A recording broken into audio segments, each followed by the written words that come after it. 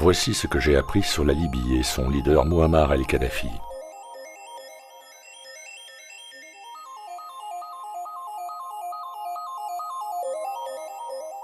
En 1951, la Libye était parmi les pays les plus pauvres au monde. Avant l'invasion orchestrée par l'OTAN, la Libye bénéficiait du plus haut standard de vie de toute l'Afrique. Un standard de vie plus élevé que celui des Russes, des Brésiliens et des Saoudiens.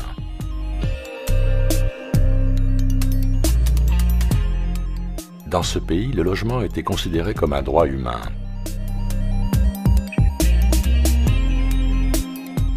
Les jeunes couples mariés recevaient 50 000 $ du gouvernement pour acheter une maison. Et l'électricité était gratuite pour tout le monde. Je n'invente rien.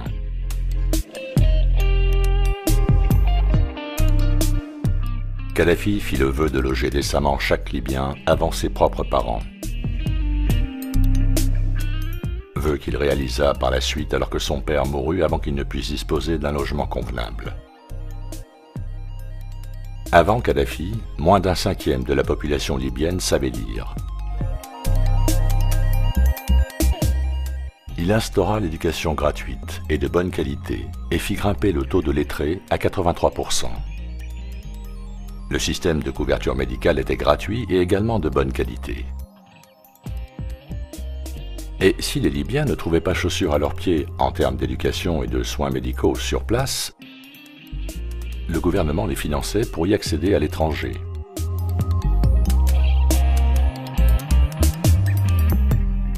Tous les prêts étaient à 0%. L'usure était interdite par la loi.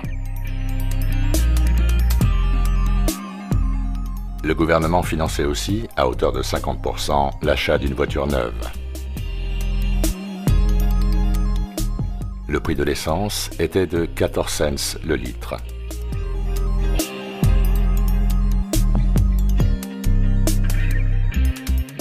Tout Libyen souhaitant devenir fermier se voyait offrir l'utilisation sans loyer d'une parcelle de terre, une maison, du bétail et des semences.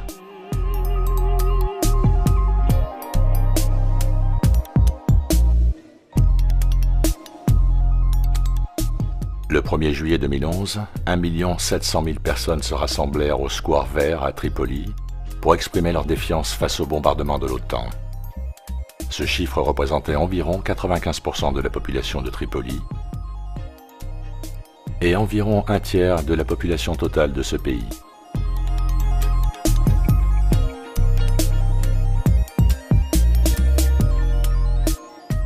La banque centrale libyenne était contrôlée par l'État, contrairement à toutes les banques occidentales qui sont contrôlées par les Rothschild, et celles-ci procuraient de l'argent sans intérêt.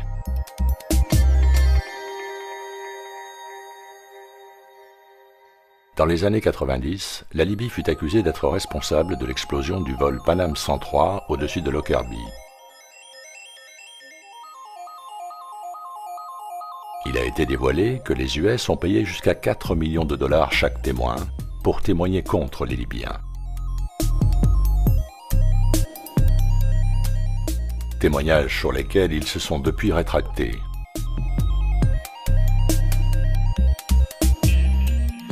Kadhafi préparait également la fin des paiements en dollars du pétrole libyen pour installer le dinar africain en or.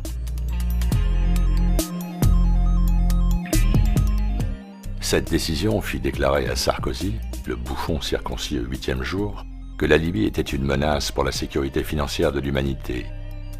Le premier acte des rebelles libyens fut la création d'une nouvelle banque centrale à partir de celle contrôlée par les Rothschild.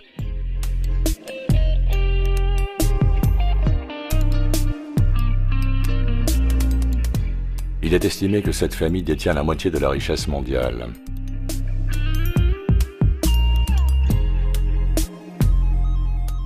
Leur banque fabrique de l'argent à partir de rien et pratique l'usure.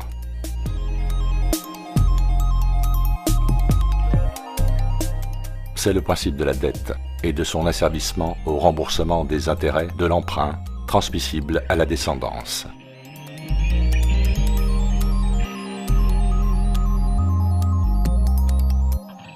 À l'inverse de Cameron, d'Obama, de Sarkozy et compagnie, Kadhafi refusa de vendre son peuple. La Libye n'était donc pas esclave de sa dette.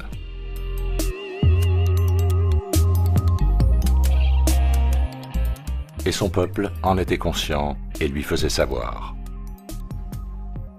Commencez-vous à comprendre pourquoi l'OTAN a détruit ce pays libre et souverain? Les Libyens disposaient d'avantages inexistants à l'ouest.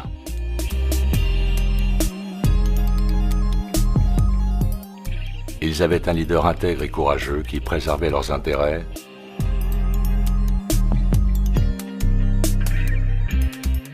et non ceux des Rothschild. Les Libyens profitaient de la richesse de leur pays, à l'écart du système usurier, libérés du poids des intérêts bancaires outrageux que cette horrible famille impose. Sans celle-ci et la tyrannie de son contrôle sur l'émission de toute monnaie, les peuples vivraient bien mieux. Car il faut comprendre que des trillions de dollars, d'euros, de livres sterling leur ont été dérobés par les banquiers et les politiciens corrompus du système d'asservissement en place.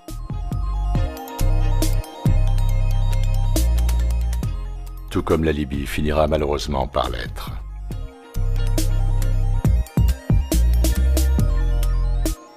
On estime à 30 000 le nombre de Libyens assassinés par l'OTAN et ses nervis.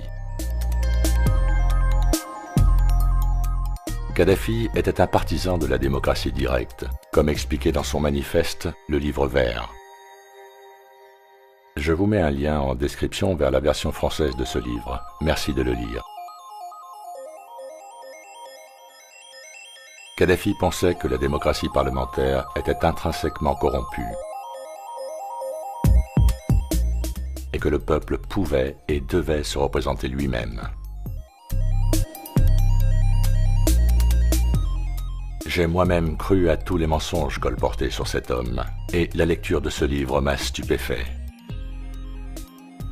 Et il m'est maintenant devenu impossible d'assister passivement à la diabolisation, la destruction d'individus, de groupes, de nations par nos gouvernements criminels.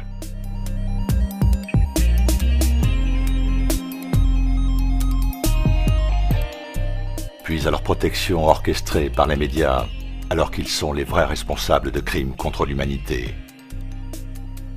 Je refuse de continuer à payer quelque impôt que ce soit à ces psychopathes.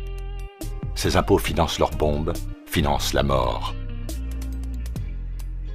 Arrêtez de les payer. Arrêtez de financer cette propagande, ne payez plus votre taxe audiovisuelle.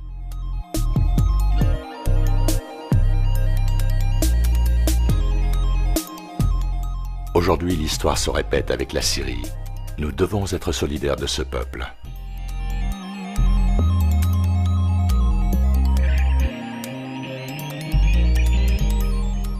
Si nous continuons d'être passifs, cela fera de nous des complices.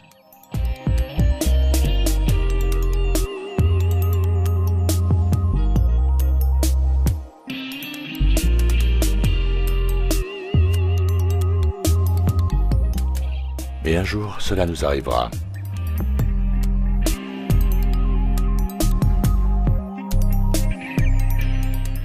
Fuck l'OTAN.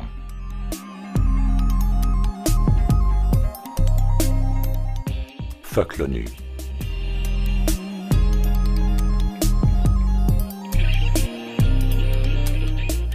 Fuck le nouvel ordre mondial.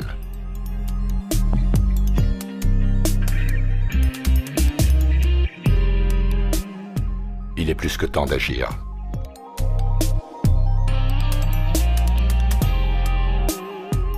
Il est plus que temps de prendre son courage à deux mains et de se révolter.